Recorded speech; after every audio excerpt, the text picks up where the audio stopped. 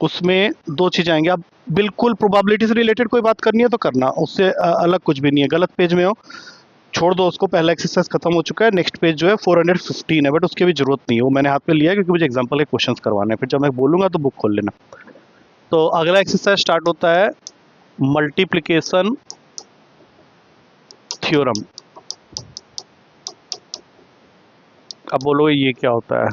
ये मुझे भी नहीं पता क्या होता है, लेकिन होता है, कुछ तो होता है। ठीक है, इससे पहले हमने एक थ्योरम यूज़ किया था, बट उसका नाम मैंने नहीं बताया था, वो नाम आज बता देता हूँ। उसका नाम था एडिशन थ्योरम। अब बोलोगे ये कब बताया?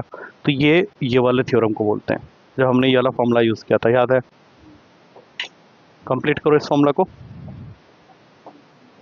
प्लस पी वी, इसको हम लोग बोलते हैं एडिशन थ्योरम ऑफ प्रोबेबिलिटी।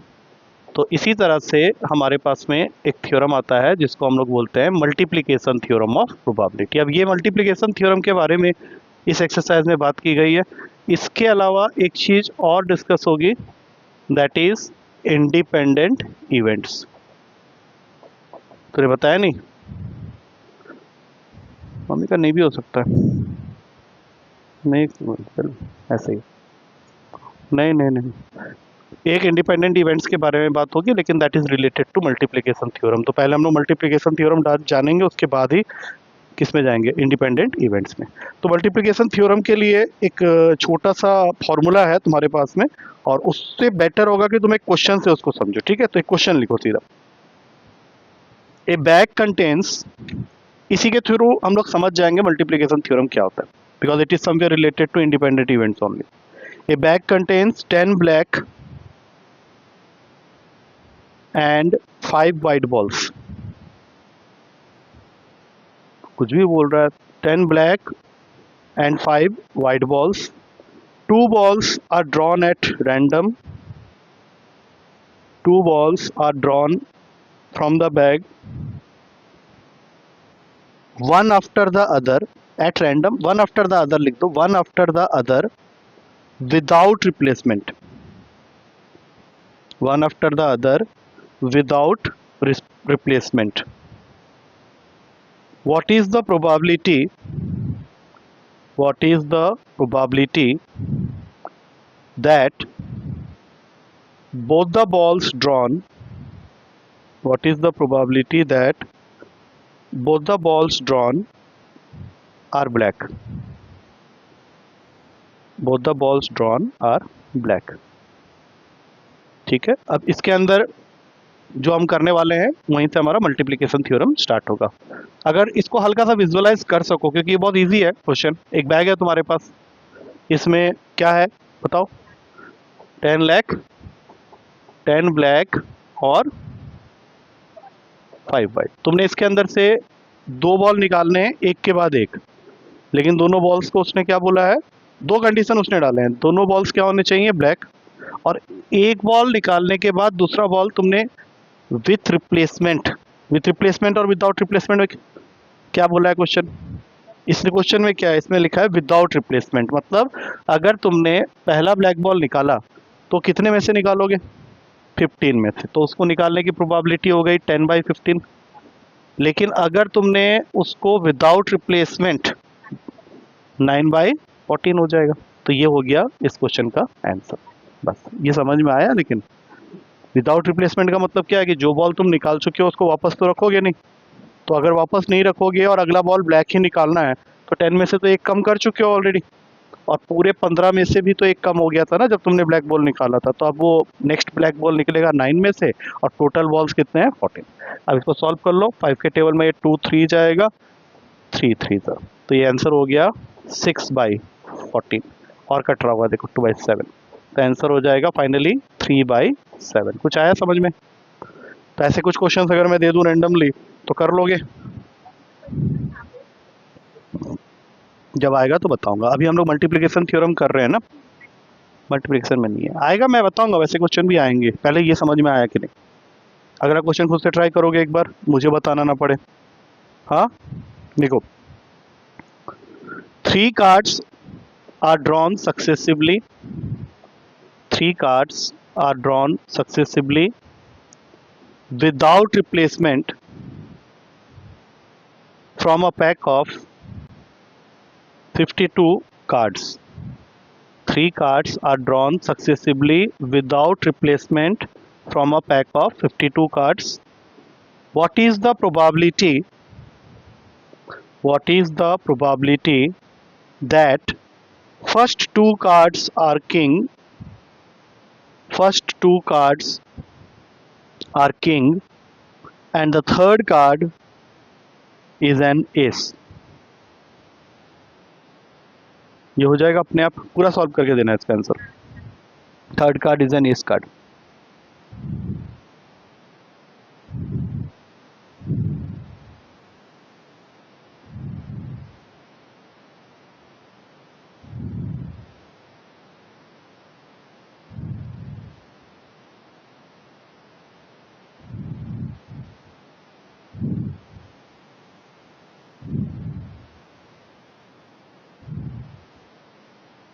कुछ पूछना मत मुझे. हाँ, अपने आप सोचो. मैंने ये सब स्टार्टिंग में तुम लोग को फर्स्ट डे जिस दिन स्टार्ट किया था प्रोबेबिलिटी, वो दिन पूरा चार्ट बना के समझा दिया था कि कार्ड के अंदर में कितने किंग कार्ड होते हैं, कितने क्वीन कार्ड होते हैं, और वो तो तुम्हें याद भी होना चाहिए. बहुत सिंपल है वो तो.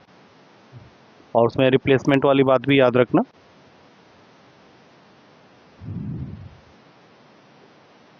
कुछ ऐसा नहीं है कि परेशान होने की जरूरत है, क्योंकि बिल्कुल ही सटीक सा क्वेश्चन है, सीधा सीधा क्वेश्चन है बिल्कुल. हाँ सर, मैं तो कुछ नहीं बोल रहा.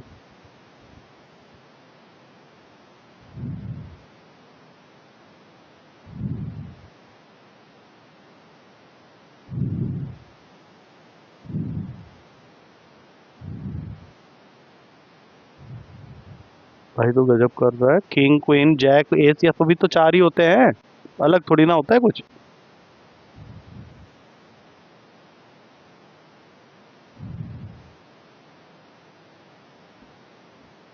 ठीक है, खुशी का छोड़ के बाकी सबका गलत है. अभी छुआ तक नहीं है किसी ने क्वेश्चन को. उसने तो छुआ भी नहीं है, तूने गलत छुआ है. तेरा सही है बिल्कुल. हाँ, सुनो ध्यान से. इसमें कुछ ऐसा है नहीं कि मैं कुछ भी बोलूं कि हाँ बहुत अच्छा कर दिया. ऐसा कुछ भी नहीं था. कितने किंग कार्ड होते हैं बताओ? चुप. किंग कार्ड कितने होते हैं पहले बताओ? 4. क्वीन कितने होते हैं? जैक कितने होते हैं? एस कितने होते हैं? 4. तो उसने तुमको क्या बोला कि तुमको 52 में से 3 कार्ड्स निकालने हैं. अब पहला 2 कार्ड उसने क्या बोला? किंग होना चाहिए लेकिन विदाउट रिप्लेसमेंट. तो जब तुम पहला किंग कार्ड निकालोगे तो वो 4 कितने में से निकलेगा? 52 में से. अब जो कार्ड निकल गया उसको दोबारा तो तुमने रखा नहीं है, और अगला किंग ही निकालना चाहते हो, तो वो 3 कितने में से निकलेगा? 51 में से. अब 2 कार्ड निकल गए तो बचे कितने कार्ड? 50. लेकिन अब तुम्हारा जो तीसरा कार्ड है वो कौन सा होना चाहिए? एस. उसकी तो शुरुआत भी नहीं हुई है, तो यहाँ पे 4 लिखेंगे. अब बाकी कटिंग तुम लोग को करना है, क्योंकि 4 के टेबल में ये 13 में आ जाएगा, और बाकी 4 के टेबल में 2 के टेबल में काट लो, 25 हो गया. बाकी तुम्हें मल्टीप्लाई करना पड़ेगा, क्योंकि और कुछ कटता हुआ सा मुझे नज़र नहीं आ रहा है. तो ऊपर 6 हो गया, नीचे मल्टीप्लाई कर लेना. क्या ये दोनों क्वेश्चंस क्लियर हैं? अच्छा, एक और वैल्यू ये कट जाएगी 17 में. आंसर चेक कर लेना तुम लोग, खुद से मल्टीप्लाई कर लेना. ये कुछ हाँ थोड़ा बड़ा नंबर आएगा. इसका आंसर है अकॉर्डिंग टू द बुक 2/5525. ये आ जाएगा तुम्हारा, तुम करोगे तो आ जाएगा. हाँ, मल्टीप्लाई करने के बाद आ जाएगा. और पहले वाले का आंसर था 3/7. ठीक है, वो आंसर लिख लो. तो पहला वाला लिखे ही नहीं हो. हाँ, तूने लिखा था, तो लिख लो पहले वाले का आंसर. ये दोनों चीज़ें समझ में आ गई. इससे एक आइडिया लग गया क्या चल रहा है. अब इसी के अंदर से हम लोग निकालेंगे इंडिपेंडेंट इवेंट्स, क्योंकि ये जो मैंने अभी बताया दैट इज मल्टीप्लिकेशन थ्योरम. अब इसको मल्टीप्लिकेशन थ्योरम हम क्यों कह रहे हैं? क्योंकि सारी चीज़ें मल्टीप्लाई होते हुए जा रही हैं. यही है इसका मेन. इंडिपेंडेंट इवेंट्स हम लोग उसको बोलते हैं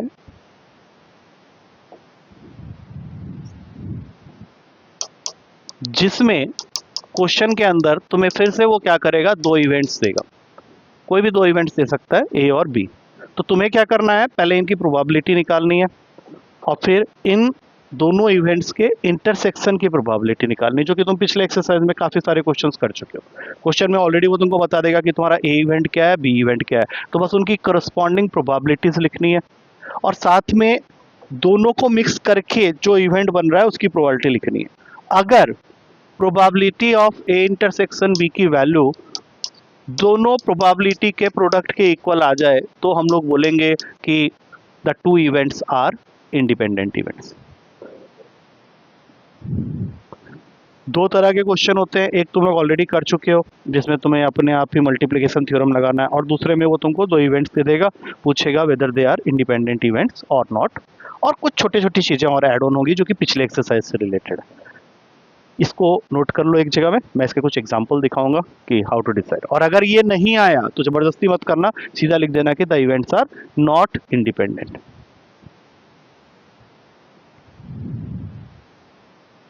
अब मैं यहाँ पे कुछ क्वेश्चंस यहाँ क्रिएट करूंगा जो कि तुम्हें बताना है कि ये इंडिपेंडेंट है या नहीं है। अभी एग्जांपल्स चल रहे हैं, हम लोग एग्जांपल्स पहले खत्म कर देंगे। नहीं नहीं, एक्सरसाइज में टोटल 18 क्वेश्चन हैं, छोटे छोटे तो हैं, लेकिन अगर हर क्वेश्चन को मैं यहाँ करवाऊंगा तो ऑन एन एवरेज हम हर क्वेश्चन के पीछे 5 मिनट भी अगर देते हैं, तुम लोग के ऊपर मुझे एक पैसे के भरोसा नहीं है। तो तू तो कर लेगा, वो लोग नहीं करेंगे तो? हाँ तो तू कर लेना फिर, तो तुझे बोलने की क्या जरूरत है, तुझे बोल कर ले आराम से। मैंने मना किया तुझे, रोका? तो अगर तू खुद करना चाहेगा तो मैं मना करूंगा क्या? क्लास के बीच में नहीं, तो अपना आराम से करके रख, कंप्लीट कर ले, मैं आऊँ मुझे बोले मैं बता देती हूँ, मुझे कोई प्रॉब्लम नहीं है। थोड़े आके तो आके बताना शुरू कर देगा तो क्या प्रॉब्लम है, मुझे तो कोई दिक्कत नहीं, तो शर्माते रहे बैठ के। हाँ चलो अब क्वेश्चन लिखो। अब इसमें क्वेश्चन कैसे आते हैं देखो। क्वेश्चन है ए डाई इज थ्रोन, देखो ए डाई इज थ्रोन। अब उसने तुमको दो इवेंट कंसीडर करने के लिए बोला है। पहला इवेंट है जिसको वो नाम ले रहा है ई, और दूसरा ले रहा है एफ। ई क्या है वो लिख लो, द नंबर अपियरिंग। उसके बाद सीधा दो इवेंट्स उसने हाँ दो इवेंट्स। ई इवेंट कह रहा है द नंबर अपियरिंग, हाँ the number appearing is a multiple of 3, और एफ इवेंट है तो 3 पूरा लिखेगा। The number appearing is even, number appearing is even. Question का हेडिंग है check whether E and F are independent और नॉट। अब ये क्वेश्चन मैं तुम लोग को दे रहा हूँ क्योंकि तुम लोग को पता है कि if you want to prove both the events to be independent you have to prove this, और अगर तुम ये नहीं कर पाए तो इसका मतलब है कि वो इंडिपेंडेंट नहीं है। तो चेक का मतलब ये नहीं कि तुम जबरदस्ती नहीं भी आ रहा हो तो इक्वल कर दोगे, ये नहीं करना है, तुम लिख दोगे कि नहीं है। तो स्टार्ट हो जाओ।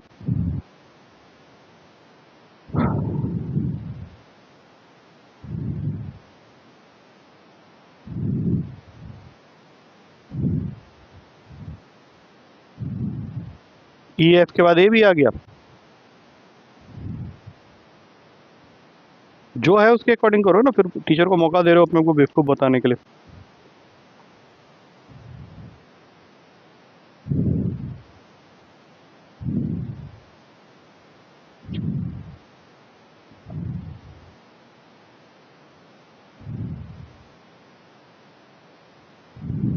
क्या है या नहीं है इंडिपेंडेंट?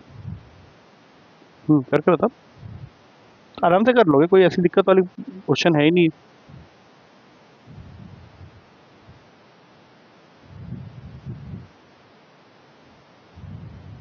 है खुशी क्यों इतना स्लो बोल रहा है नहीं है?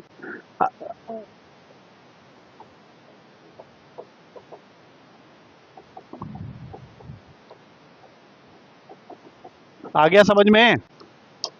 चलो चलो छोड़ दो, ठीक है, देख लो कोई बात नहीं। अच्छा देखो, ई 3 6 क्योंकि मल्टीपल ऑफ 3 चाहिए, एफ इवन नंबर 2 4 6, तो 2 है यहाँ पे तो इसकी प्रोबेबिलिटी 2/6, इसकी हो गई 3/6। अब अगर मैं दोनों को मिक्स कर दूं तो मुझे एक ऐसा नंबर ढूंढना है जो मल्टीपल ऑफ 3 होने के साथ साथ इवन भी हो, वो कौन सा है?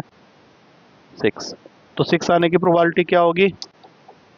1/6। तो अब तुम्हें क्या चेक करना है कि ये तो तुम्हें LHS इसका मिल गया, ई इंटरसेक्शन एफ की वैल्यू है 1/6, तो क्या मेरा RHS भी 1/6 ही आ रहा है? तो 2/6 इंटू 3/6 करोगे तो 2 और 6 ये दोनों कट गए, यहाँ से ये कट गया 2 में, तो आ रहा है, बिल्कुल आ रहा है। तो दैट मीन्स तुमने ये सेटिस्फाई करवा दिया है, तो इट इज इंडिपेंडेंट। आ गया समझ में? अगला करो। कोई नहीं, उसने गलत किया होगा, छोड़ दे उसका कोई, लेकिन तुझे टीचर सब चेक करना है, ठीक है ना? लिखो एग्जाम्पल एक लाइन से करवाए जा रहा हूँ मैं, उससे कोई मैं स्किप नहीं कर रहा एग्जाम्पल, तो नो नीड टू। एग्जाम्पल 10 था, ये एग्जाम्पल 11 आ गया ये, ठीक है ना। अब एग्जाम्पल 11 है, a die is thrown twice, a die is thrown twice. उसके बाद उसने यहाँ से दो इवेंट्स लिए हैं, ए और बी। इस बार उसने ए और बी नाम लिया है। ए इवेंट का मतलब है odd number on first throw, और बी इवेंट का मतलब है odd number on the second throw. तुमसे सेम क्वेश्चन पूछा है, check whether the events A and B are independent और नॉट। हो जाएगा।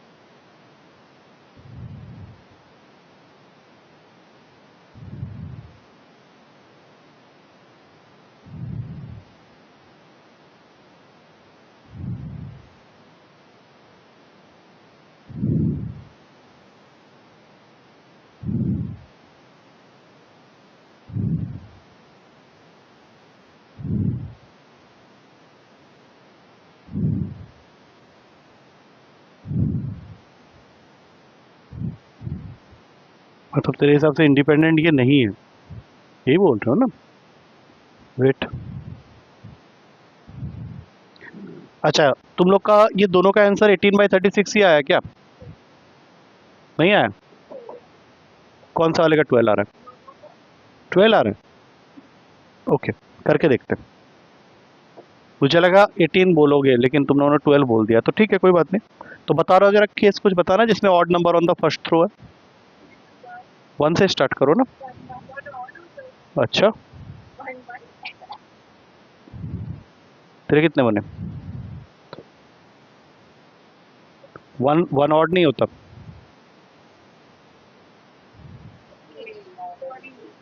कुछ भी बोले जा रहे हो, रिकॉर्ड कर करके शॉर्ट्स बनाने चाहिए इसके। अब बताओ मुझे जल्दी से बताओ कितने होंगे? 18 होंगे, दोनों का 18 होगा ना। मुझे लगा था ये तुम आराम से मुझे बता दोगे कि दोनों का 18/36 है, ठीक है। अब ध्यान से सुनो, अगर 18/36 अच्छा नहीं लग रहा है तो यहाँ पे कट करके इसको 1/2 कर लो, ताकि हमें बाद में इजी रहे। अब दोनों को मिलाने का मतलब हुआ, ये तुमने प्रोबेबिलिटी ऑफ ए लिख दिया, प्रोबेबिलिटी ऑफ बी लिख दिया। दोनों को मिलाने से इंग्लिश क्या कहता है, क्या मतलब निकल के आया? फर्स्ट थ्रो के ऊपर भी ऑड नंबर होना चाहिए, सेकंड के ऊपर भी ऑड नंबर होना चाहिए। अब ये बताओ कि ऐसे कितने केस बनेंगे? इसने तो 3 लिखा है, मेरे हिसाब से 3 नहीं बनेगा, उससे ज्यादा बनेगा। 1 वाला पहले खत्म करें। 1 बोला, 1 3 भी तो होगा, 1 5 भी होगा। उसी तरह से 3 1 भी होगा, 3 3 भी होगा, 3 5 भी होगा। और फिर उसी तरह से 5 1 भी होगा, 5 3 भी होगा और 5 5 भी होगा। दैट मीन्स 9 होंगे, और 9 होंगे तो ये 9/36 हो जाएगा। आंसर क्या हो गया? 1/4। आई थिंक क्लियरली तुम लोग को दिख गया होगा कि P A intersection B is equals to P A into P B. तो ये इवेंट भी तुम्हारा क्या है? इंडिपेंडेंट है। कुछ समझ में आया? इजी है? अरे इजी है या नहीं है? हाँ, तो अब ज़्यादा कुछ चेंज होना नहीं है, यही सब चलते रहेगा अभी। अब नेक्स्ट कॉइन को 3 बार फेंकने वाले हो, तो पहले ही सैंपल स्पेस रेडी कर लो, ताकि मैं क्वेश्चन जैसे ही बताऊं तो अपना ई एफ जी निकालो जो भी है। हाँ, 3 कॉइन्स आर टॉस्ड साइमल्टेनियसली, मैंने कुछ बताया था। 4 4 है, 4 टी करके बना लो। 4 बार एच, 4 बार टी, फिर 2 बार एच, 2 बार टी। हाँ, तो 2 बार एच करके 2 बार टी मार दिया था पहले ही। दादू आए थे क्या?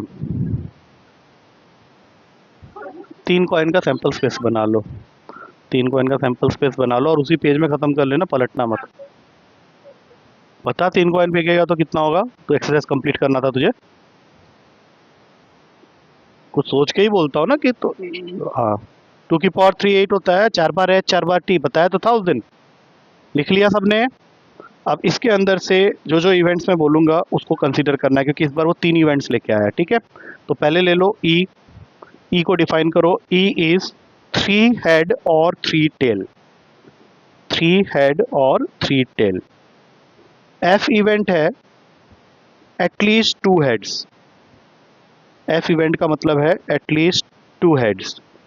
और जी इवेंट भी है, जी का मतलब है एटमोस्ट 2 हेड्स। जी का, जी का पहले लिख ले भाई, जी का मतलब है एटमोस्ट 2 हेड्स। अब उसने ऐसे पेयर्स बना दिए, एक बनाया ई और एफ का, एक बनाया एफ और जी का, और एक बनाया ई और जी का। और वो तुमसे बोल रहा है कि चेक करके बताओ इनमें से कौन कौन से इंडिपेंडेंट है और कौन कौन से नहीं है। कर लोगे? बता पहले पी पी एफ, ये 3 पेयर्स ले लिए ना, 3 इवेंट्स ले लिए, एक ई और एफ। तो क्या प्रूफ? हाँ, प्रूफ करना नहीं है, चेक करना है कि इनमें से कौन कौन से इंडिपेंडेंट के काम कर सकता है उसके। हाँ,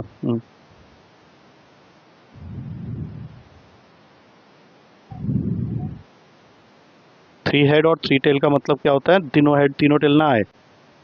उसने क्या बोला है? 3 हेड 3 टेल। हाँ, हाँ बस, हाँ। ये क्या लिखा तूने लेकिन? सच में मैं नहीं समझता हूँ, 6/24 क्या सोच के लिखा तूने? 24 तो भूल ही जाओ, 24 किस लिए लिखा था? क्या 3 हेड आने की क्या प्रोबेबिलिटी होती है कि कॉइन को फेंकते हैं तो? 1 बाई क्या? सैंपल स्पेस की क्यों लिखा? काट दो उसको। 2 की पावर 3 क्या बोल रहे हो? कि 2 की पावर 3 बोलोगे क्या? 1/8 होता है। अच्छा रुक जाओ, अभी अभी रुक जाओ, अभी कर क्या रहे हो? तुम्हें 3 कॉइन और 3 टेल चाहिए ना, 3 हेड और 3 टेल चाहिए। हाँ, तो 2 बार क्या लिखोगे? 2 बाई क्या लिखोगे? हाँ, तो इधर उधर क्या कर रहे हो फिर? चलो, एटलीस्ट 2 हेड।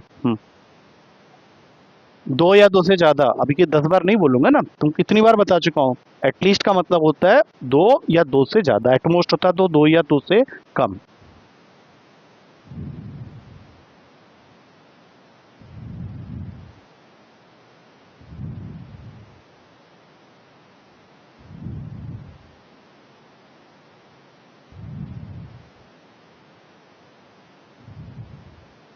कम बोल दिया ना।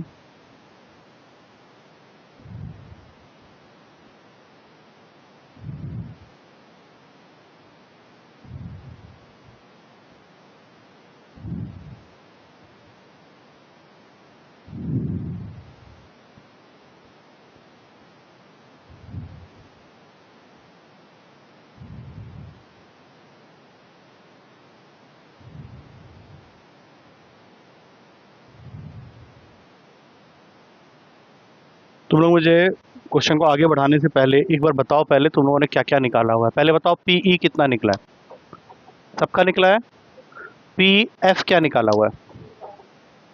एटलीस्ट 2 हेड था ना, तो 4/8 होगा। और सबसे लास्ट में पी एफ, एटमोस्ट 2 हेड में 2 हेड होंगे, 1 हेड होगा और 0 हेड होगा, दैट मीन 7/8 होगा। ठीक है, अब चेक करो एक एक करके। पहले देखो कि पी इंटरसेक्शन एफ की वैल्यू क्या आ रही है। ये कैसे निकाले?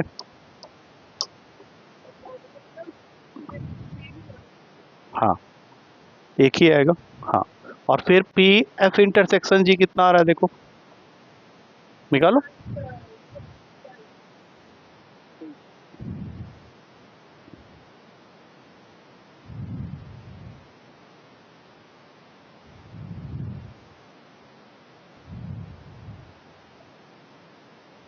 फोर बार एट आ रहा है, उसने 3/8 बोला है। रुक जाओ सब लोग, रुक जाओ अभी, पहले सब लोग कर। हाँ, एक बार कर ले, ठीक से कर ले। हाँ, एफ इंटरसेक्शन जी।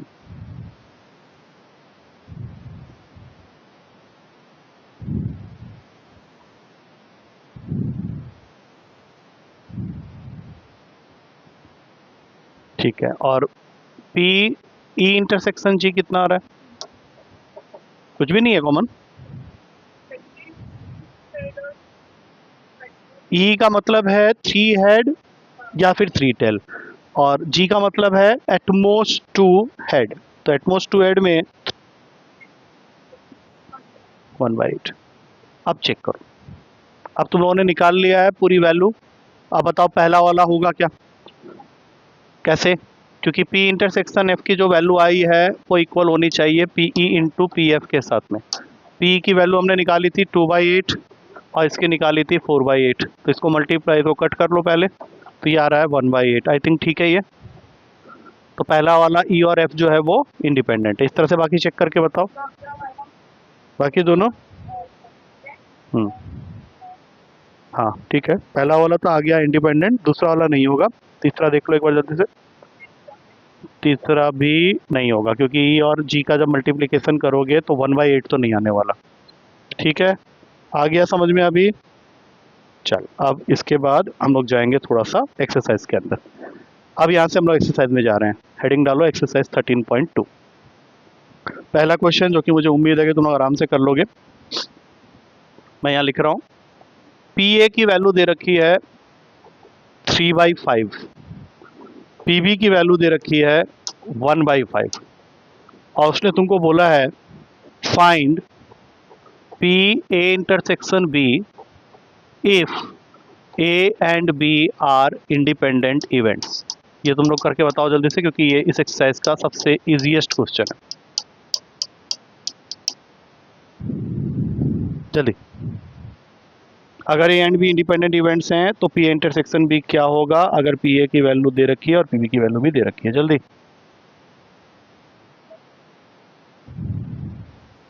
आ गया समझ में? क्या हुआ बताओ, कैसे निकाले? क्योंकि अगर इंडिपेंडेंट है तो फिर पी ए इंटरसेक्शन बी की वैल्यू इक्वल हो जाएगी P A into P B के साथ, हाँ या ना? पी ए की वैल्यू है 3/5, इसकी 1/5, दोनों को मल्टीप्लाई किया, आंसर आ गया 3/25। ठीक है, सेकेंड क्वेश्चन लिखो। आया समझ में?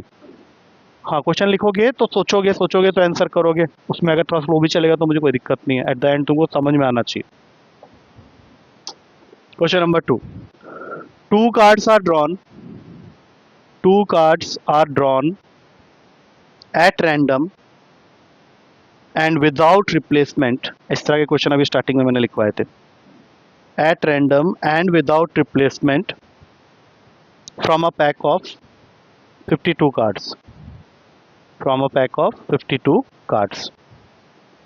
Find the probability that both the cards are black. Find the probability that both the cards are black. इसका मुझे पूरा सिंप्लीफाइड आंसर चाहिए, काटने के बाद वाला, ये नहीं कि मल्टीप्लाई करके छोड़ दे। ये तुम लोग बताओ, ये सब ऐसे बच्चों के। हाँ, 13 ब्लैक होते हैं तो बाकी वॉयलेट होते होंगे 13, और फिर ब्लू होते होंगे, फिर रेड होते होंगे।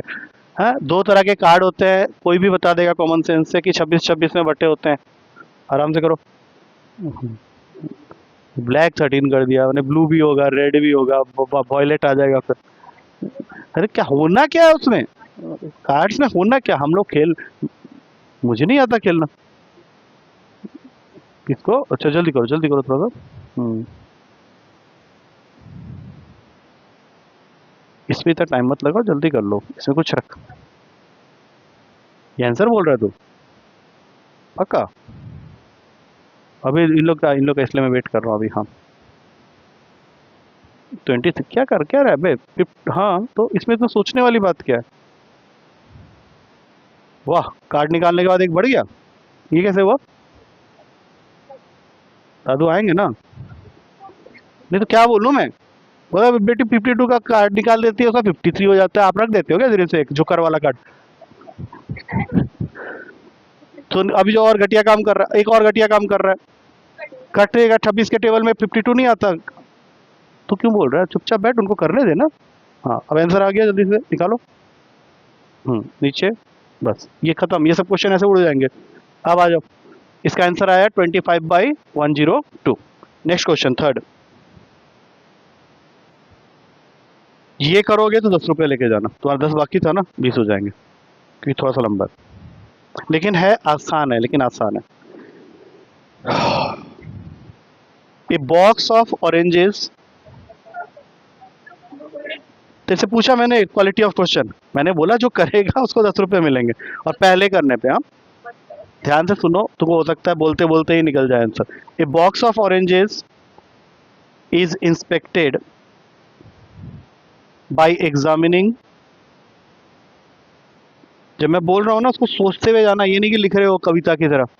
उसको सोचो कि मैं क्या बोल रहा हूँ, उसको विजुअलाइज करो कि एक बॉक्स है, उसमें ऑरेंजेस होंगे, ऐसे करके, तब जाके वो क्वेश्चन तुम 10 रुपये ले पाओगे, नहीं तो हो सकता है किसी को कुछ भी ना मिले।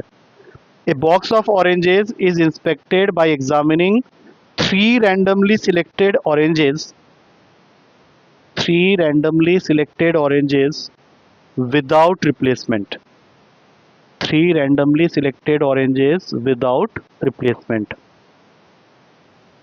If all the 3 oranges are good, if all the 3 oranges are good, then the box is approved for sale, otherwise rejected. If all the 3 oranges are good, the box is approved for sale, otherwise rejected. यहाँ तक question पूरा अच्छे से समझ में आ गया है।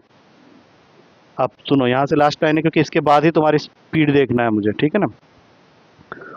Find the probability that a box, find the probability that a box containing 15 oranges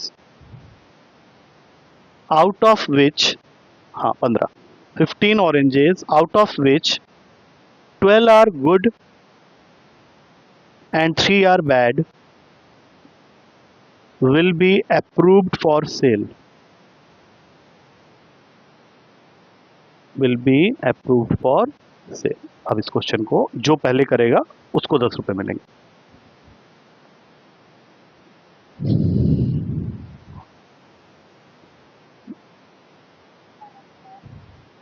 15 oranges में से 12 सही है, 3 बेकार है।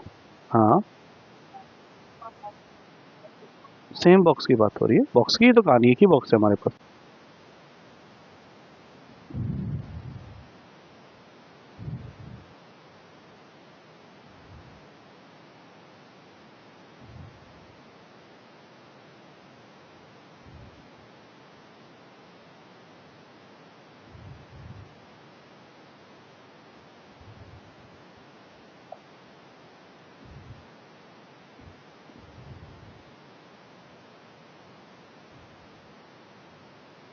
करना, पूछ क्या रहा था, फोन कर।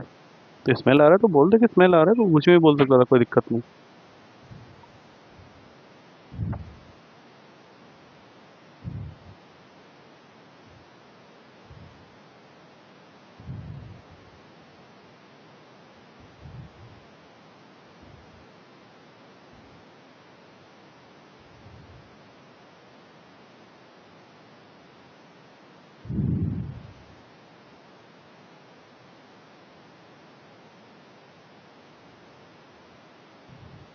मेरे ख्याल से नहीं कटेगा।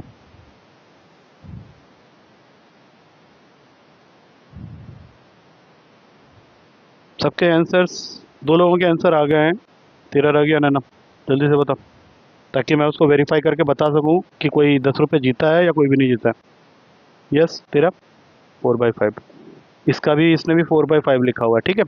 आई थिंक खुशी को प्रोबेबिलिटी अच्छे से समझ में आ रहा है अभी तक। क्लासरूम के अंदर तो समझ में आ जाता है उसको, बहुत तेज़ी से समझ में आता है। सिंपल सा क्वेश्चन था, तुम्हारे पास में एक ऑरेंजेस का बॉक्स है जिसमें 15 ऑरेंजेस हैं, लेकिन इसमें से सिर्फ 12 सही है, 3 गलत है। और बॉक्स को हम लोग अप्रूव कब करेंगे सेल के लिए, जब तुम उसमें से 3 ऑरेंजेस निकालोगे 1 by 1 विदाउट रिप्लेसमेंट, और तीनों के तीनों सही आ जाए। तो अब बताओ, पहला ऑरेंज सही वाला कितने में से निकल रहा है, 12, और वो 12 कितने में से निकल रहा है, 15 में से। अब तुमने जो वाला ऑरेंज निकाल दिया उसको वापस रख तो सकते नहीं हो विदाउट रिप्लेसमेंट, क्योंकि 12 में से ही तो निकलेगा ना, सही ऑरेंज निकालना है। तीनों ऑरेंज सही निकलेंगे तभी बॉक्स अप्रूव होगा सेल के लिए। तो अगला जो निकलेगा वो 11 में से निकलेगा, लेकिन एक निकाल चुके हो उसमें से, तो 14 हो गया, और फिर उसका अगला वाला 10 में से निकलेगा, और यहाँ 13 हो जाएगा। 12/15 तो तूने लिखा था, वो मैंने देख लिया था, लेकिन उसके बाद तो बिल्कुल ही ब्लंडर है ना। अब इसको काटते हैं एक बार। 3 के टेबल में काटा 4 और 5, 5 के टेबल में काटा 2, 2 के टेबल में काटा 7, 11 इंटू 4 44 होता है, 13 इंटू 7 91 होता है। बिल्कुल सही आंसर, उसको मिल गया। क्या पता और भी जीत जाए। अब अगला क्वेश्चन भी 10 रुपए का, लेकिन जो पहले करेगा। ठीक है, लिखो। A coin and a die are tossed. मैंने एक कॉइन फेंका किसी ने, साथ ही साथ एक किसी ने डाई फेंक दिया। अब इसके अंदर दो इवेंट है, वो मैं लिख देता हूं। ए इवेंट का मतलब है हेड अपीयर्स ऑन कॉइन, और बी इवेंट का मतलब है 3 ऑन डाई। तुमको बताना है A and B are independent और नॉट।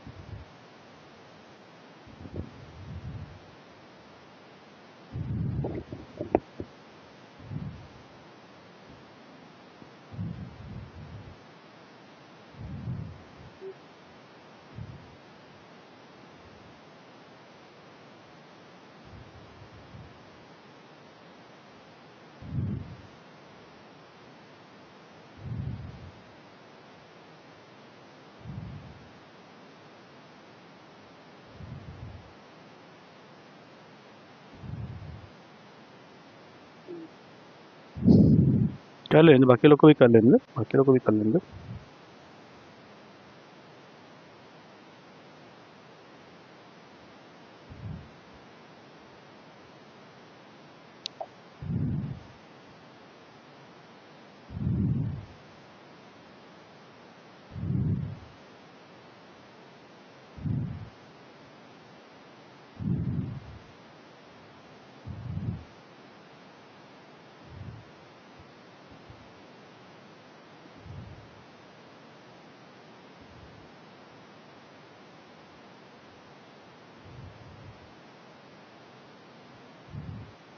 यस,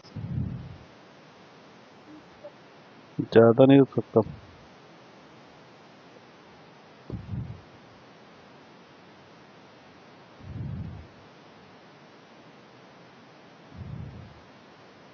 बहुत बढ़िया, गुड। क्या करने का सोचा?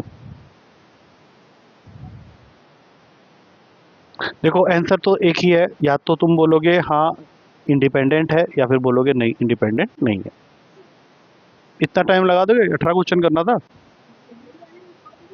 2 मिनट।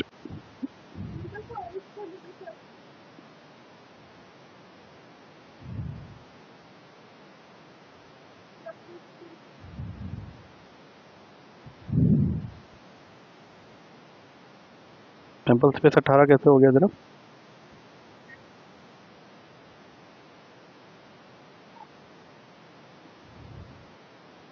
ऐसे नहीं लिखते सैंपल स्पेस। तुम हेड फेंक रहे हो तो उसके साथ क्या होगा, और टेल फेंक रहे हो तो उसके साथ क्या होगा, ये सोचना है ना।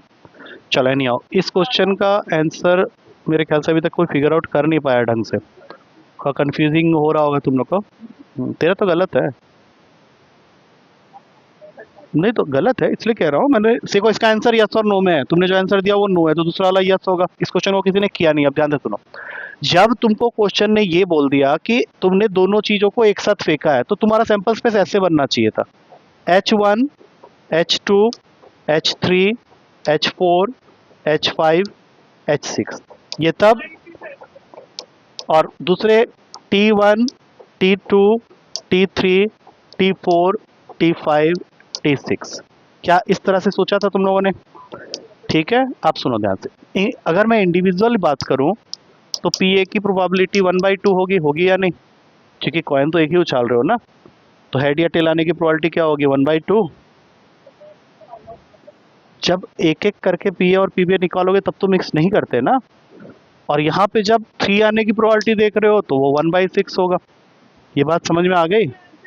सुनो अभी ध्यान से। लेकिन जब तुम इन दोनों को इंटरसेक्ट कर रहे हो, तो जब मिक्स करके पढ़ेंगे तो इसका क्या मतलब निकल के आया कि जब हेड आया हो और टाई के ऊपर 3 आया हो, तो ऐसा कितनी बार हो रहा है? सिर्फ एक बार।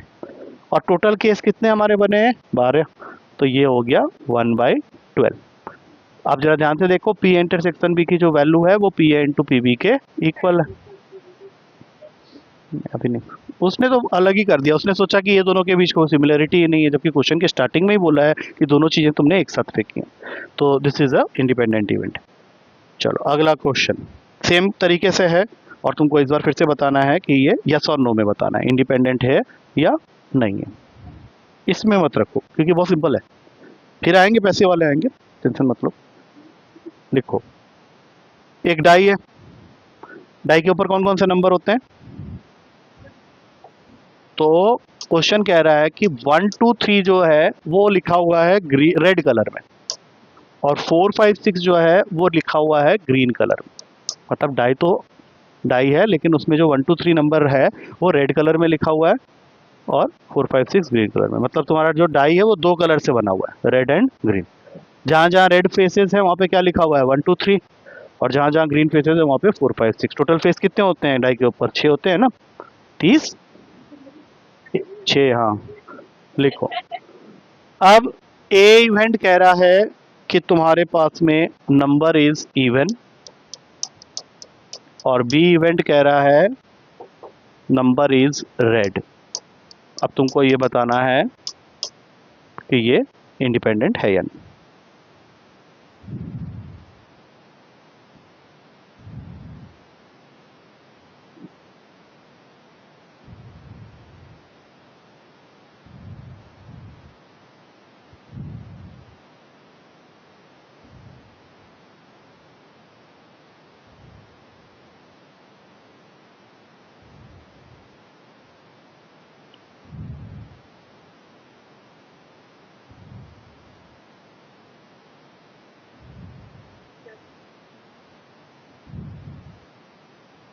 नहीं, ठीक है, क्योंकि नंबर जब इवन कह रहे हो तो क्या क्या आ रहा है? 2 4 6, मतलब इसकी प्रोबेबिलिटी हो गई 3/6, जिसको तुम चाहो तो यहाँ पे कट करके 1/2 लिख सकते हो। नंबर इज रेड कह रहे हो तो नंबर इज रेड में 1 2 3, इसकी भी प्रोबेबिलिटी 3/6। अब जब दोनों को मिक्स करेंगे तो दोनों का मतलब क्या हो गया कि नंबर इवन भी होना चाहिए और रेड में भी होना चाहिए। तो रेड में इवन कौन कौन सा नंबर है देखो जरा, रेड में इवन कौन कौन सा नंबर है? ओनली 2। तो ये इसकी प्रोबेबिलिटी हो जाएगी 1/6। अब तुम देख सकते हो कि इन दोनों की जो प्रोबेबिलिटी आई थी पी ए और पी बी, उनका प्रोडक्ट कितना आ रहा है? 1/4, जबकि पी ए इंटरसेक्शन बी का प्रोडक्ट कितना आ रहा था? 1/6। तो पहली बार ऐसा हुआ कि ये दोनों आपस में इक्वल नहीं आए। तो जब ये इक्वल नहीं आता है तो इसका मतलब ये नहीं कि तुमने गलत किया है, तुम सीधा वहां पे लिखोगे the both the events are not independent. अगला क्वेश्चन, ये भी इजी है, लिखो। ये सब सिंगल लाइनर क्वेश्चन है, जल्दी जल्दी हो जाएंगे। तुमको पी ई दे रखा है 3/5, पी एफ दे रखा है 3/10, और पी ई इंटरसेक्शन एफ ये भी दे रखा है 1/5। पूछ रहा है ये दोनों इंडिपेंडेंट है या नहीं, जल्दी कैसे देख के बता दो, है या नहीं है? नहीं है, क्योंकि 9/50 आ रहा है। 9/50 को कुछ कट करोगे तब भी 1/5 तो बनेगा, कट ही नहीं होगा पहली बात तो। ठीक है, अब जब क्वेश्चन आ रहे हैं 7th में, यहाँ से कुछ कुछ क्वेश्चन ऐसे निकलेंगे जो कि तुम्हारे पेपर में आने वाले क्वेश्चंस बन सकते हैं। और यहाँ पे एक टर्म आने वाला है म्यूचुअली एक्सक्लूसिव। बस इसके बारे में एक लाइन बोल देता हूँ, ज़्यादा एक्सप्लेन मत करवाना अभी मेरे से। जब भी किसी दो इवेंट का इंटरसेक्शन निकालने की प्रोबेबिलिटी 0 हो जाए तो उसको हम लोग बोलते हैं म्यूचुअली एक्सक्लूसिव इवेंट्स। जैसे एक छोटा सा एग्जांपल दे देता हूँ, एक डाई तुमने फेंका, तुम चाहते हो कि डाई के ऊपर जो ए इवेंट है वो इवन नंबर हो और बी इवेंट क्या हो? ऑड नंबर हो। तो जल्दी से बताओ डाई के ऊपर में इवन नंबर किन किन केस में आएगा? 2 4 6, और ऑड नंबर कौन कौन से होते हैं? 1 3 5। अब अगर मैं तुमसे पूछूं कि ए इंटरसेक्शन बी बताओ, मतलब एक ऐसा नंबर जो इवन और ऑड दोनों ही हो, तो ऐसा तो कोई नंबर होता ही नहीं है। तो जब ऐसे लिख रहे हो तो यहाँ पे तुमको लिखना पड़ेगा 5। 5 होता है नल सेट का सिंबल, पिछले साल पढ़े थे। ए इंटरसेक्शन बी जब कुछ ना हो तो उसको जीरो नहीं बोलते, because zero is a number, उसको हम लोग बोलते हैं 5। This is a symbol for null set. तो जब दो इवेंट्स का इंटरसेक्शन नल सेट देता है तो उन दोनों के होने की प्रोबेबिलिटी एक साथ जीरो हो जाती है। इसी इवेंट को हम लोग बोलते हैं म्यूचुअली एक्सक्लूसिव इवेंट। तो तुम ऐसा करो, पहले तो इसका ये डेफिनेशन लिख लो, एग्जांपल लिखने की जरूरत नहीं है, तुम्हारे दिमाग में रहेगा। Only thing you have to write is two events are said to be mutually exclusive if their probability of intersection नहीं जीरो सेट नल। क्यों, क्या हुआ? तू तो 18 क्वेश्चन करने वाला था। रुक जा, अभी का टाइम है, बहुत टाइम है। आए थे तो 7:35 तक स्टार्ट हुआ था। Let me finish half of them. 9 तक तो करेंगे, और अभी इजी इजी है, कुछ नहीं है। जैसे सिंगल लाइनर है, 9 तक तो ऐसे ही खत्म हो जाएगा। सेवेंथ क्वेश्चन, हाँ आएगा ना, अब वो अगली क्लास में पकड़ेंगे। अभी वो वाले क्वेश्चन अभी आए नहीं है। पी ए की वैल्यू है 1/2। पी बी की वैल्यू दे रखी है लेकिन उसको अननोन कर दिया उसने स्मॉल पी लिख के। और पी ए यूनियन बी की वैल्यू है 1/5, नहीं 3/5। इस क्वेश्चन के दो पार्ट्स हैं। पहले पार्ट में बोल रहा है कि if A and B are mutually exclusive, P unknown है, उसी की वैल्यू निकालनी। वो बोल रहा है कि if A and B are mutually exclusive then find P, ये छोटा पी जो है वो निकालना है। Second part of the question, if A and B are independent events then find P, then find P. क्या तुम लोग ये क्वेश्चंस कर सकते हो? क्योंकि मैंने तुम लोगों को म्यूचुअली एक्सक्लूसिव का मतलब बता दिया है, मैं ये चीज़ यहाँ मेंशन कर देता हूँ कि म्यूचुअली एक्सक्लूसिव जब होता है तो पी ए इंटरसेक्शन बी की वैल्यू जीरो हो जाती है। ये तुम्हारा फर्स्ट पार्ट के लिए वैलिड है, नॉट फॉर सेकेंड पार्ट। चल स्टार्ट, अब करो, स्टार्ट करो। हो गया, गलत कर रहे हो मतलब। आराम से करो, क्या हो गया, परेशान क्यों हो रहे? तुम एक बात बताओ, तुम्हारे पास में सेकंड पार्ट को करने के लिए पी इंटरसेक्शन बी की वैल्यू है कहाँ? नहीं है ना, तो पहले तो वो निकाली जाएगी किसी तरह से। पी ए यूनियन बी है, पी बी है, पी इंटरसेक्शन बी नहीं है तुम्हारे पास में।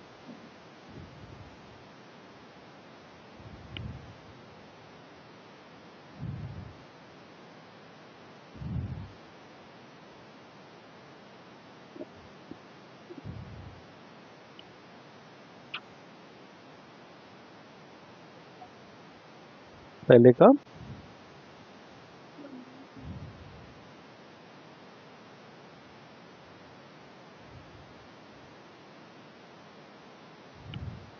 तो ट्राई कर लो, पहले एक बार अच्छे से ट्राई कर लो, नहीं होगा मैं बताऊंगा, दोनों पार्ट्स बताऊँ। किसमें? एडिशन वाला प्रॉब्लम फर्स्ट क्वेश्चन के लिए जरूरत है उसकी? फर्स्ट में तो उसने तुमको पहले ही बोल दिया ना कि A and B are mutually exclusive. Mutually exclusive का मतलब P intersection B is zero. नहीं, एक सेकंड एक सेकंड, अरे तुम सेकंड वाले को अभी क्यों देख रहे हो, सिर्फ इतना क्यों देखो। अब जो एडिशन फॉर्मूला था जो तुम बोल रहे थे उसका यूज किया। हाँ तो करना पड़ेगा ना, उस तभी तो क्लास की स्टार्टिंग है, मैंने बोला है पहले पार्ट फर्स्ट हो जाए उसका। तूने फर्स्ट पार्ट कर लिया है? कितना आया? कैसे कैसे बता ना।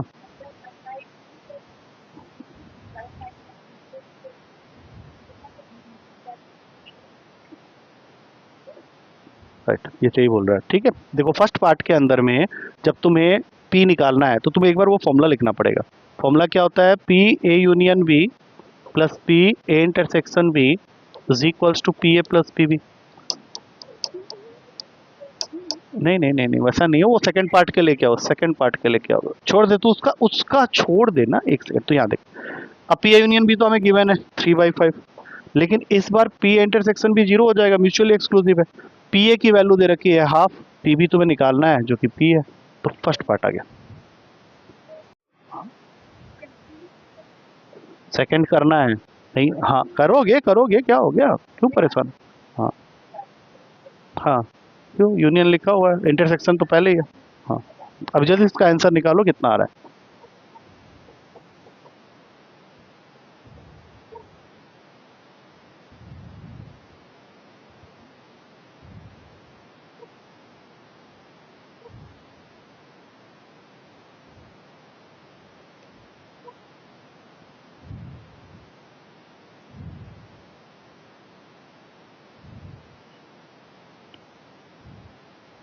सेकंड वाला भी करना है हमें, ठीक है, फर्स्ट वाला, ठीक है, अभी रुक जाओ, ठीक है। देखो पहला वाला पहले कंफर्म कर दो, समझ में आ गया सबको। आप ध्यान से देखो, जब तुम दूसरा वाला करने जाओगे तो सिर्फ इतना लिखने से नहीं होगा। तुम बोलोगे ये इंटरसेक्शन जो होगा वो P A into P B के इक्वल होगा, तो अभी तुम्हारे पास में पी ए इंटरसेक्शन बी की तो वैल्यू ही नहीं है। अब ये थोड़ी कि पिछले वाले से उठा लोगे, ऐसा नहीं कर सकते। पी ए है बट पी बी नहीं है, हमें निकालना है, मतलब हमें इसकी तलाश में फिर से निकलना पड़ेगा। और इसकी तलाश में कैसे निकलेंगे, तो फिर से एक बार ये फॉर्मूला लिखो, लेकिन इस बार तुम्हें क्या मान के चलना है कि A and B are independent.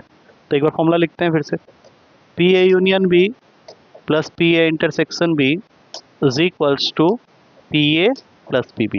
बोलो यहाँ तक समझ में आ गया है। पी ए यूनियन बी की वैल्यू दे रखी है। अब सोचो कि अगर वो इंडिपेंडेंट इवेंट्स कह रहा है तो क्या मैं पी ए इंटरसेक्शन बी की जगह P A into P B लिख सकता हूँ यहीं पे, और यहाँ P A plus P B है।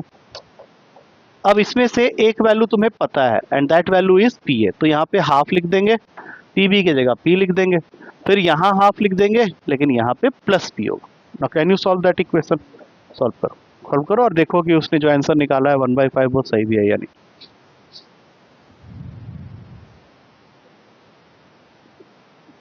क्यों पिछले वाले में क्यों नहीं रखने चाहिए थे फिर, तो सबसे बढ़िया क्वेश्चन था अभी तक वो थर्ड वाला, क्योंकि कुत्ते की तरह गलत किया तूने। ठीक है, उसके बाद अभी तक कोई क्वेश्चन ढंग का आया नहीं है, अभी आएगा एक और क्वेश्चन आने वाला है। ये मैं चारों पार्ट्स जो सही कर देगा उसको 40 रुपए दूंगा, लेकिन अगर एक भी पार्ट गलत हुआ तो 30 नहीं मिलेंगे। हाँ, ये क्या है, इस क्वेश्चन को इतना इंपॉर्टेंस मैं क्यों दे रहा हूँ, क्योंकि इस क्वेश्चन के अंदर अभी तक तुमने पिछले से लेके इस एक्सरसाइज तक जितनी चीजें पढ़ी हैं सब यूज हो जाएगा। 40 रुपए प्लस 10 50 हो गए, है कि नहीं। और लेकिन अगर एक भी गलत हुआ तो वो 10 रुपए जो स्टार्टिंग के थे वो सिर्फ रहेंगे, बाकी अभी कुछ नहीं मिलने वाला। और ये हमारे क्लास का लास्ट क्वेश्चन है, ठीक है।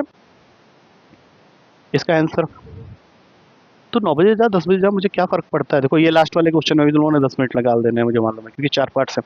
पहले गलत करोगे, फिर मुझे पूछोगे, फिर मैं बताऊंगा, निकल गया टाइम उसमें। आया सबका आंसर? 18 क्वेश्चन करने वाला था ये। 1/5 आया है, आ रहा है, ठीक है, तो फिर सही है।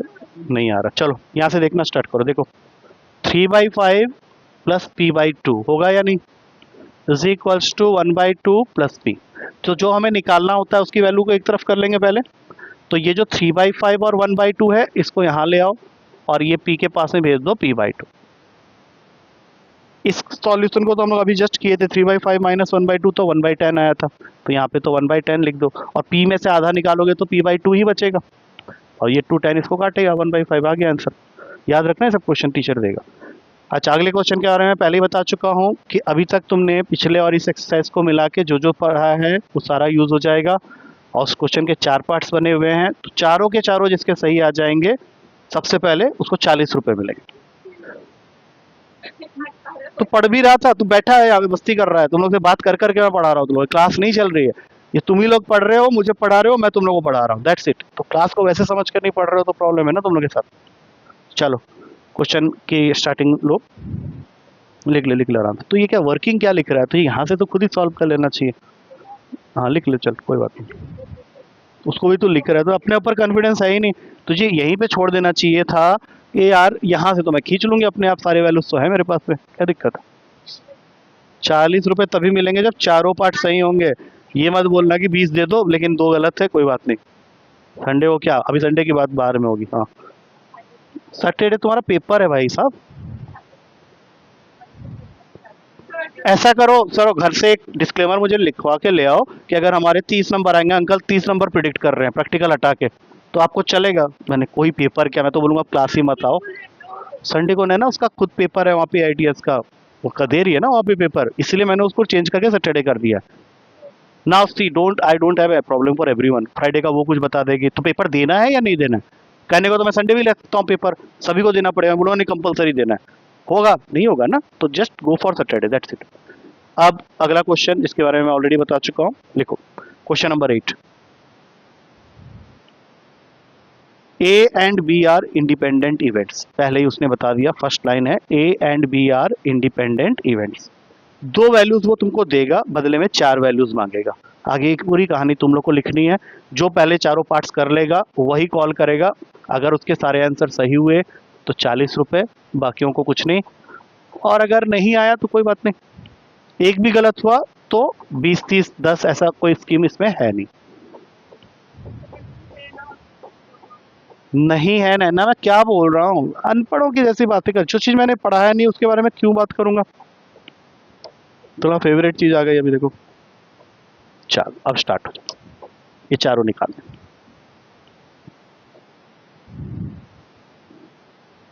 इंडिपेंडेंट पहले ही उसने बता दिया था, A and B are independent.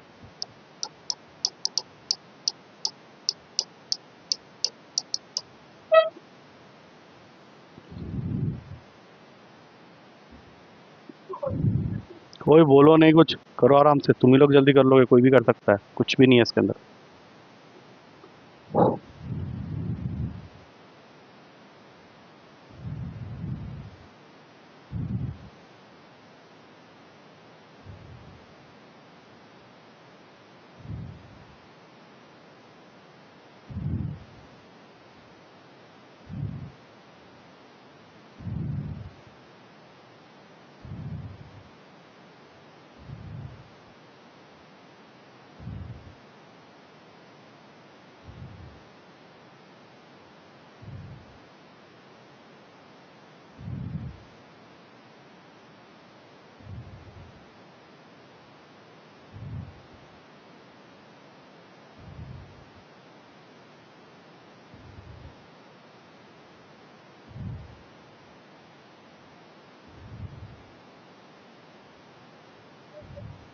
चारों पार्ट्स ठीक है, तो अपना कॉपी बंद करके रख दे। मैंने तो ये काउंट कर लिया कि तूने सबसे पहले किया है, बट वो सही है कि नहीं, कॉपी बंद करके रख दे। If you want to check you can check, check करके, लेकिन तूने कॉपी रख देना है फिर बंद।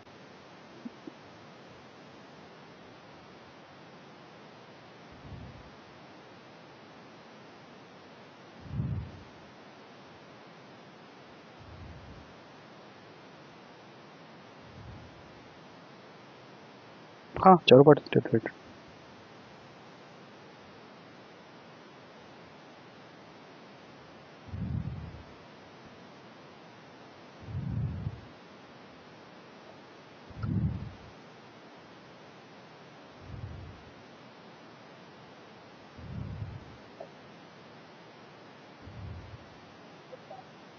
तेरा भी हो गया, बंद करके रख ले। फिर मैं बोर्ड पे बताऊंगा। पहले उसने बोला है अगर उसका गलत हो गया कोई भी और तेरे चारों सही हुए तो तुझे मिल जाएंगे। और मान लो दोनों का गलत हुआ और खुशी ने सबसे लास्ट में बोला कि मेरे चारों सही हैं, तो उसको मिल जाएंगे।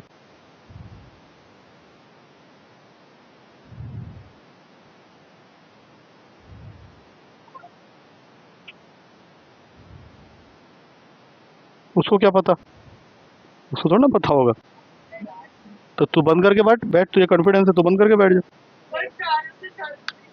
40, लेकिन जिसने पहले किया, अब मान ले तूने किया है, तेरे 3 सही है 1 गलत है, कैंसिल। उसके उसने चारों सही किए तो उसको मिल गया। अब तुम लोग दो, तीनों के चारों सही हो तो उसने जो पहले किया है, फास्टेस्ट फिंगर फास्ट। चल ठीक है, स्टार्ट करें। मैं यहाँ कर रहा हूँ, तुम लोग देखते जाओ, ठीक है। कॉपी अपना तैयार रखना, अगर थोड़ा सा भी डिफरेंस आए तो you have to note it down. हम लोग सबसे पहले इस लाइन का मतलब समझेंगे कि अगर इंडिपेंडेंट है तो मुझे पी ए इंटरसेक्शन बी की वैल्यू क्वेश्चन खुद ही दे रहा है। Only thing which I must know is P A intersection B is equals to P A into P B. और 0.3 इंटू 0.4 करोगे तो आंसर आएगा 0.12। कोई डाउट? तो इससे तुम्हारा जो सेकंड पार्ट का आंसर है वो पहले ही रेडी हो गया, 0.12। अब पी ए यूनियन बी निकालने का फॉर्मूला हमारे पास ऑलरेडी है, P A plus P B minus का पी ए इंटरसेक्शन बी। तो पी ए की वैल्यू है 0.3, पी बी की वैल्यू है 0.4 और पी ए इंटरसेक्शन बी तुमने निकाला हुआ है। तो 0.7 में से अगर 0.12 माइनस करेंगे तो इसका आंसर होगा 0.58। अब आते हैं थर्ड पार्ट में। थर्ड पार्ट पिछले एक्सरसाइज से रिलेटेड है। पी ए बाई बी का मतलब होता है P A intersection B upon P B, जिसमें से पी ए इंटरसेक्शन बी तुमने निकाला हुआ है 0.12 और पी बी की वैल्यू है 0.4, तो इसका आंसर हो जाएगा 0.3। और P B by again P A intersection B upon P A, तो ऊपर 0.12 और नीचे 0.3, आंसर हो गया 0.4। चेक कर, तेरे सारे नहीं सारे, तो पहले क्यों नहीं किया फिर?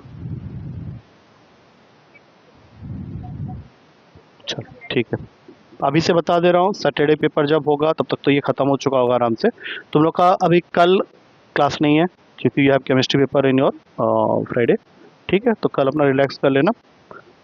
Friday we will be finishing this, इस एक्सरसाइज तक आएगा along with all other chapters जो हमने पहले। हाँ तो क्या करूँ, इसको छोड़ दूँ? इतना ईजी है, इतना ईजी है। चल दैट्स इट फॉर टुडे।